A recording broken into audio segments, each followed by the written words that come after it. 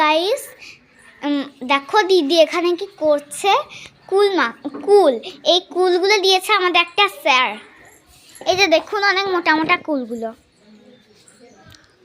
এই কুলগুলো কিন্তু আমরা মাখাবো, খুব সুন্দর হবে। আর আমরা এই সরস্বতী পূজার আগে কিন্তু কুল খাইনি, সরস্বতী পুজোর পরই কুল খাবো। এত মোটা মোটা কুল খাবো আমরা। এটা বেশ মুখরোচক ভাবে মাখাবো, দারুণ ভাবে। এখন ধুয়ে ফেললাম। তো গাইস এখন আমার দিদি মানে ফার্স্ট টাইম কুল থেঁতো করছে শিলনোড়ায়। এই যে হাই বলে দিল, এই যে দেখুন কুলগুলো থেঁতো করছে। আর অলরেডি কুল থেঁতো করতে করতে আমি একটা কুল খেয়েও নিয়েছি। এই যে দেখুন একটা অলরেডি কুল খেয়ে নিয়েছি।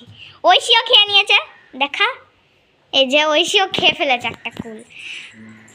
তো কুল মাখাটা কেমন হলো, কুল একদম মানে ফাইনাল লুকটা দেখাবো কুল মাখাটা কেমন হলো পরের মিনিট হবে।